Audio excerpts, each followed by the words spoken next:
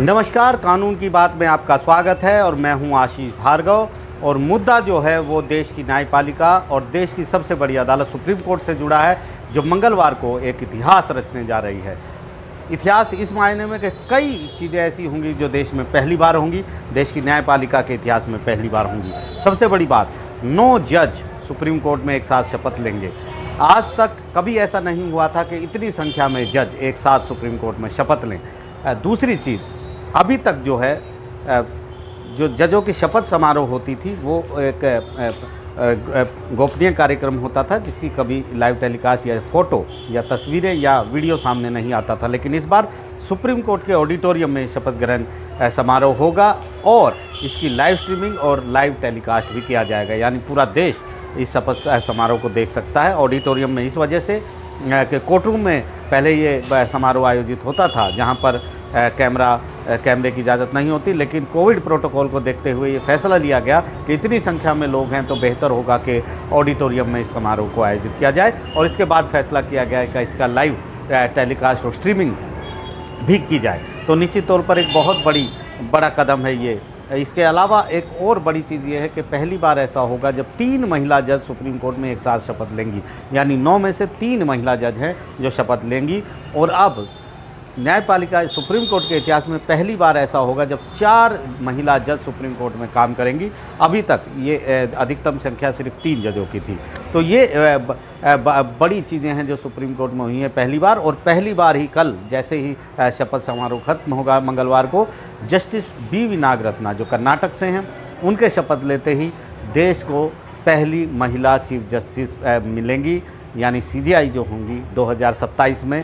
अभी तक से मांग उठ रही थी कि महिला मुख्य न्यायाधीश देश में नहीं बनी है, नेपाल में भी बन चुकी हैं, लेकिन भारत में महिला कोई जो जज हैं वो CJI नहीं बनी है। तो ये भी कमी पूरी हो जाएगी इसके साथ ही कल शपथ समारोह होते ही। तो निश्चित तौर पर काफ़ी बड़ी उपलब्धियां देश की न्यायपालिका की ये रहेंगी जब इतनी बड़ी चीज़ें देश की न्यायपालिका के इतिहास में होंगी और न्यायपालिका एक नया एक ऐसे दौर से गुजरेगी जहां पर उसके ऊपर और जिम्मेदारियां बढ़ जाएंगी। और स्ट्रेंथ जो 33 की स्ट्रेंथ थी, 33 की अब स्ट्रेंथ हो जाएगी सुप्रीम कोर्ट में, और पूरी स्ट्रेंथ जो 34 की है, यानी एक जज की नियुक्ति अभी भी बाकी है। तो निश्चित तौर पर और एक और ख़ास बात इसमें ये बताना ज़रूरी है कि कई चीज़ें और भी हैं जो पहली बार होंगी। जैसे जस्टिस बी नागरत्ना जैसे ही वो शपथ लेंगी उन पर भी ऐसी कई चीज़ें हैं जो पहली बार होंगी। पहली बार ऐसा होगा कि 2 जज, यानी बाप, पिता और बेटी दोनों सुप्रीम कोर्ट के जज होंगे, यानी उनके पिता भी, जस्टिस नागरत्ना के पिता जस्टिस ES वेंकटरमैया भी सुप्रीम कोर्ट में मुख्य न्यायाधीश रह चुके हैं, चीफ जस्टिस रह चुके हैं। इसी तरह जस्टिस नागरत्ना भी न केवल जज बनेंगी और फिर CJI भी बनेंगी, यानी पहली बार ऐसा होगा कि जब पिता और बेटी दोनों देश के मुख्य न्यायाधीश बनेंगे। हालांकि पिता और बेटे की कड़ी में जस्टिस DY चंद्रचूड़ 2024 में देश के मुख्य न्यायाधीश बनेंगे। उनके पिता जस्टिस YV चंद्रचूड़ भी CJI रहे थे, बहुत लंबा टेन्योर उनका था, 7 साल 4 महीने तक वो रहे थे। और 2 साल तक जस्टिस चंद्रचूड़ DY चंद्रचूड़ भी देश के CJI रहेंगे। लेकिन पिता और बेटी के CJI और सुप्रीम कोर्ट के जज होने की ये पहली बात होगी जब Justice B Nagarathna Supreme Court में शपथ लेंगी। वो बार की पहली ऐसी महिला हैं जो कर्नाटक हाई कोर्ट में जिनको जज बनाया गया था। उनका सेवा काल बतौर हाई कोर्ट जज सबसे लंबा रहा है।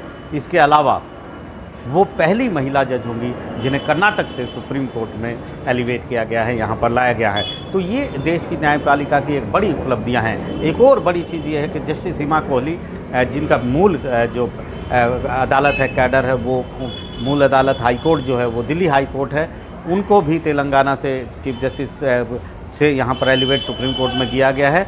और वो 1 सितंबर को रिटायर होने वाली थी, लेकिन चूंकि उनको एलिवेट किया गया है, सुप्रीम कोर्ट में नियुक्त किया गया है, तो अब उनका जो कार्यकाल है 3 साल और बढ़ जाएगा, यानी वो 65 साल की उम्र तक सुप्रीम कोर्ट में जज रहेंगी। हाई कोर्ट में जज के कार्यकाल जो है वो जो सीमा है सेवानिवृत्ति की वो 62 साल है। तो जैसे ही वो शपथ मंगलवार को लेंगी उनका कार्यकाल 3 साल तक और बढ़ जाएगा। तो काफ़ी बड़ी उपलब्धियां यहाँ पर देश की न्यायपालिका की रहेंगी।